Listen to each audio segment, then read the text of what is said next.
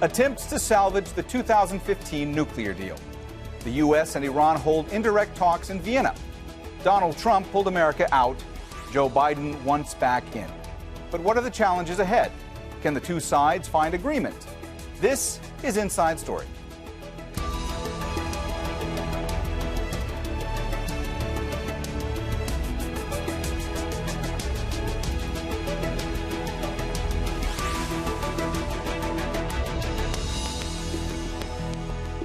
Hello and welcome to the program. I'm Mohammed Jamjoom. The dispute's been going on for months about who should take the first step towards reviving the 2015 nuclear deal. Now the U.S. and Iran are engaged in indirect talks in Vienna, while representatives from 6 other signatories of the agreement, China, Russia, Germany, France, the UK, and the EU, hold official meetings. The U.S. and Iranian delegations will be in separate rooms with the EU shuttling between them. The negotiations are aimed at getting all parties back on side after the U.S., under then-President Donald Trump, withdrew from the pact in 2018. The deal was aimed at making it harder for Iran to develop a nuclear weapon, and Tehran agreed to curb its nuclear program in exchange for the lifting of economic sanctions. Neither Washington nor Tehran can see an early breakthrough in the Vienna talks. We don't underestimate the scale of the challenges ahead. These are early days. We don't anticipate an early or immediate breakthrough, as these discussions we fully expect will be difficult. But we do believe that these discussions with our partners, and in turn our partners with Iran, is a healthy step forward. But Iran says progress could be made if Washington is serious. A government spokesman said the negotiations are on the right track. We are not optimistic nor pessimistic about the outcome of this meeting, but we are confident that we are on the right track. And if America's will, seriousness and honesty is proven, it could be a sign for a better future, a future of peace and security for the region and the world, and a peaceful life for people in this region. Surely, the full implementation of this agreement will be finalized within the coming weeks. Let's have a look at how we got here. Former U.S. President Donald Trump pulled the U.S. out of the accord in 2018, calling it the worst deal ever negotiated. Trump reimposed sanctions on Tehran with more than 1,500 measures. Tehran responded by scaling back its commitments to the agreement and enriching its uranium levels beyond the 2015 cap. European signatories have tried to maintain the deal and keep doing business with Tehran. Iran wants sanctions lifted before it returns to full compliance of the accord. But the U.S. insists Iran must dismantle some of its nuclear activities before it's prepared to rejoin the deal. Our diplomatic editor, James Bays, is at the United Nations. He says the actions of the previous U.S. administration have complicated the negotiations between Iran and Washington. Well, all the key participants find themselves back in Vienna. The Austrian capital is where the Iran nuclear deal was signed nearly 6 years ago, but so much has changed since that signing in the summer of 2015. It was the Trump administration in 2018 that pulled out of the deal, preferring to go for a maximum pressure policy against Iran. Many experts believe that that didn't end up isolating Iran. In fact, it isolated on this issue the US with some of its closest allies, nearly all its closest allies, with the exception of Israel, Saudi Arabia and the United Arab Emirates. Iran waited for a year and then decided that it would start to not comply with some of the details of the nuclear program. Now they've got the challenge of trying to put everything back together. And the problem in recent months has been the new Biden administration says it wants back into the deal. Iran says it wants the US back into the deal. But it's a question of who's been prepared to move first. The Iranians saying that the sanctions have to all be lifted before they come back into compliance. And that's why we've got this rather unusual format for the talks in Vienna, a creative format that the Europeans have been working on, what's known as proximity talks. What we've got today is the Iranians meeting with the P4+1, 4 permanent members of the Security Council plus Germany, in a 5-star hotel in the centre centre of Vienna, the Grand Hotel. The US, though, are not there. They are meeting in another five-star hotel, almost directly opposite the Imperial Hotel. And the EU representative will go between the US hotel and the hotel of all the others, passing messages back and forth, trying to make progress. The idea is that rather than one side having to move first, both sides are going to make a comprehensive list, a list of all the sanctions that the US has to lift, a list from the US of what Iran needs to do to come back into compliance with the nuclear program. And the idea will be to get both of these things to happen at the same time. It sounds easy. It is going to be very complex. All right, let's bring in our guests in Washington, D.C. Hillary Mann Leverett is former U.S. diplomat and co-author of Going to Tehran. Joining us from Tehran, Mohammed Mousavi, professor of political science at Tehran University, and in Vienna, Tarek Raouf, former head of the Verification and Security Policy Coordination Office at the International Atomic Energy Agency. Welcome to the program. Hillary, let me start with you today. What is it that has fundamentally changed that allowed these talks to happen right now? I mean, there's been months of posturing by both the U.S. and Iran. Did this come in any way as a surprise?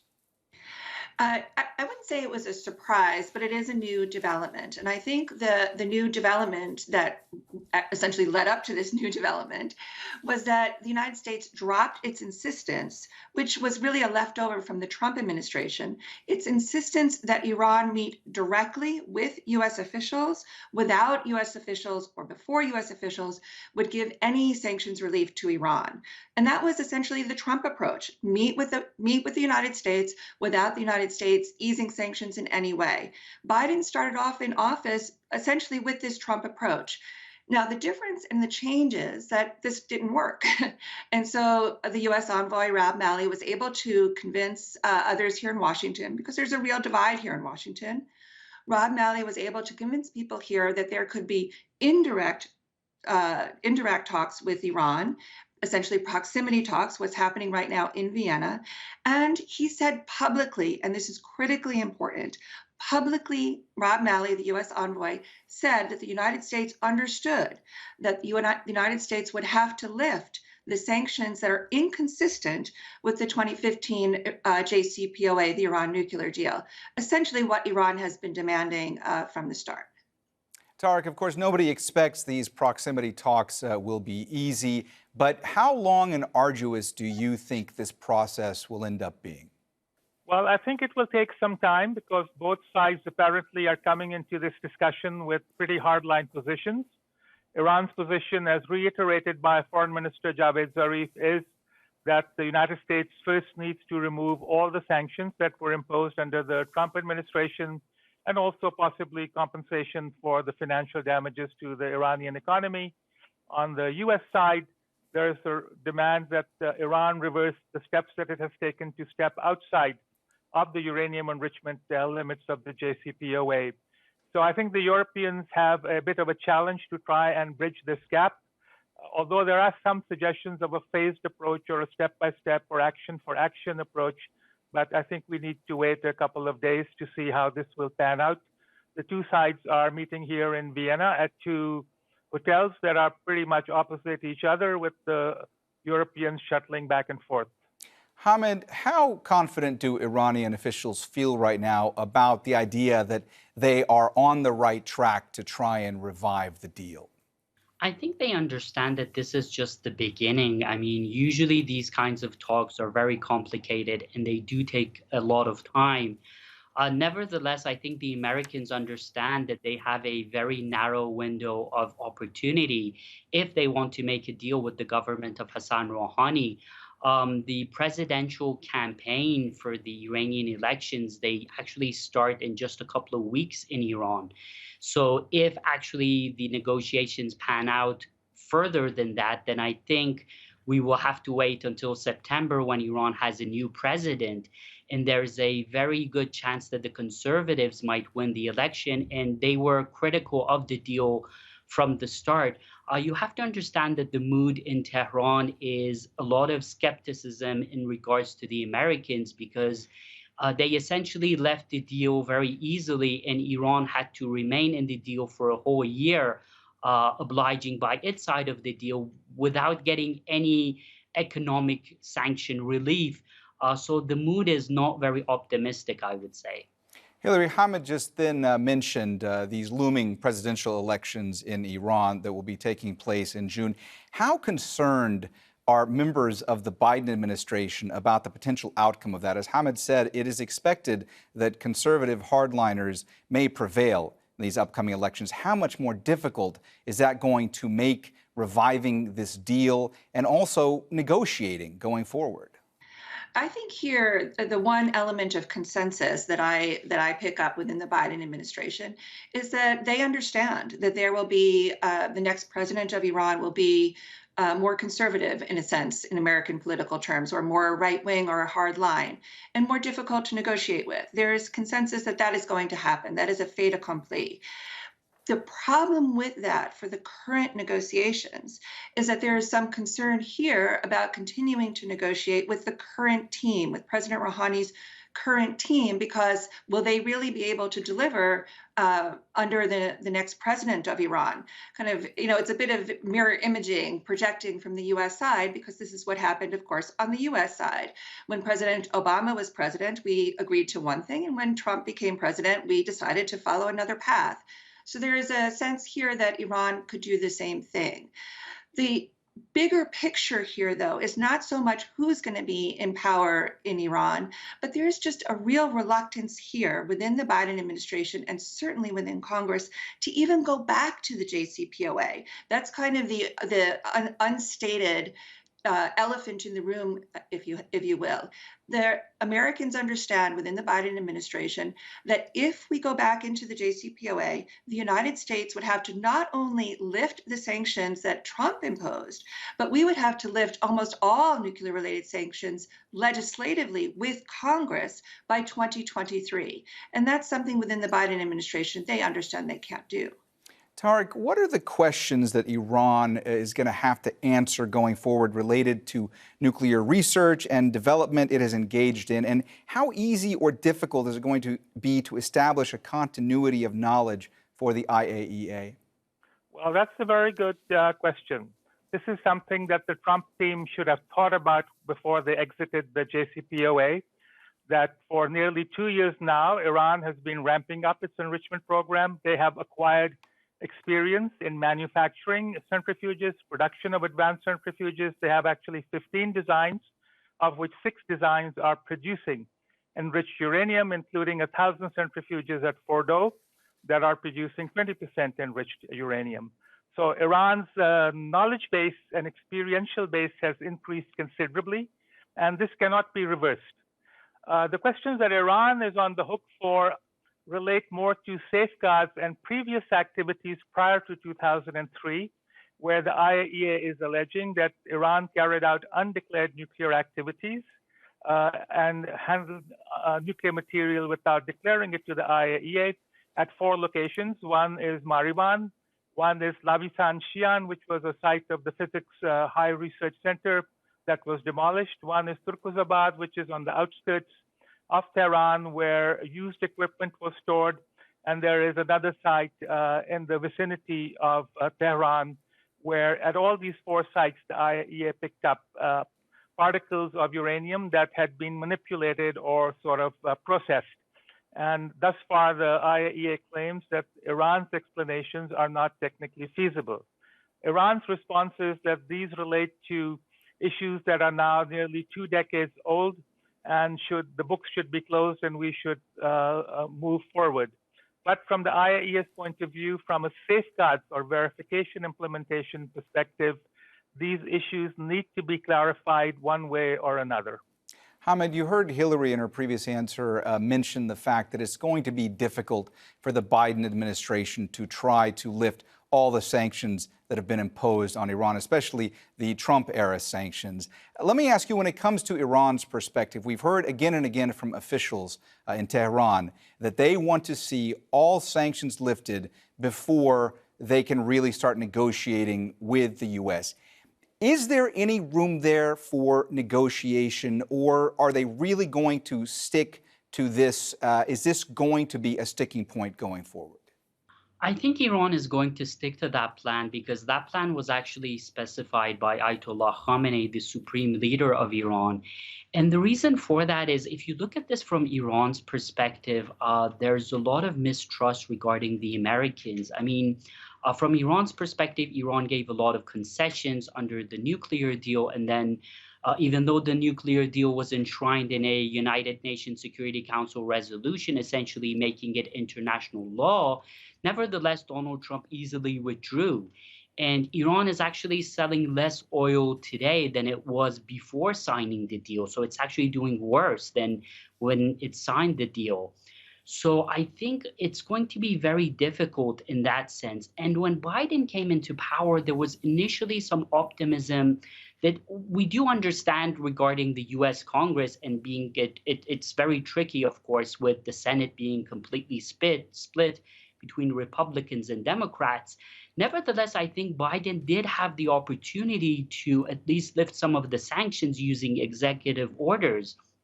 Nevertheless, he didn't do that.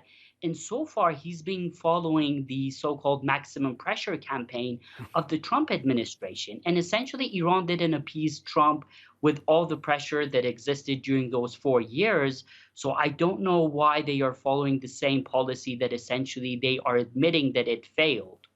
Hillary, I just want to ask you to expand a little bit more on the point you were making earlier about just how complicated the situation is when it comes to the sanctions, especially the ones imposed by the Trump administration. I mean, these were put in place essentially to make it impossible for a new administration to re-enter the deal, were they not? Yes, they were. And certainly, the special envoy and his deputy know this very, very well.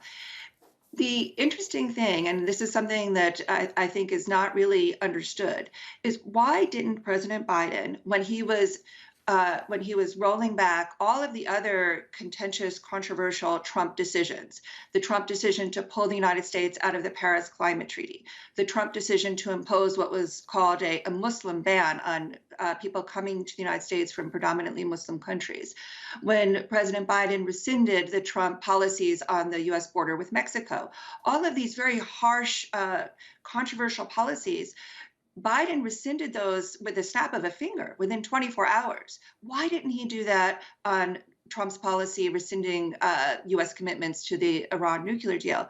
This is a very important question, and I think it's because within the Biden administration, there is a real split. There are people within the Biden administration, not just Congress, who do not really want to go back to the JCPOA, to the Iran nuclear deal as it was agreed in 2015.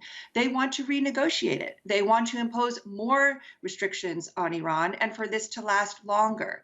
The people within the Biden administration are not so much against sanctions. They're just against the way that the Trump administration did it.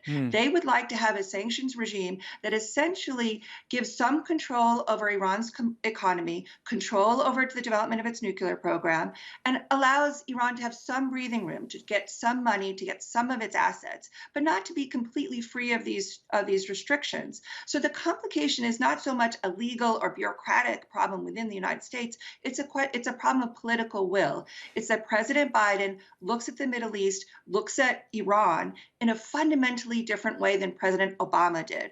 Obama looked at Iran as a great opportunity, like when President Nixon went to China and opened U.S. relations with China. That's how Obama looked at it. Biden doesn't see it that way at all. He sees Iran as a problem to contain.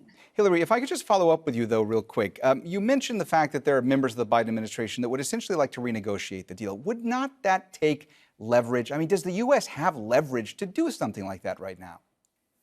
Well, there are certainly people within the Biden administration that think that they do. And they, in some ways, they think that what Trump did, as unsuccessful as it was, has given the Biden administration the leverage it needs to get what they say they want, a longer and stronger deal.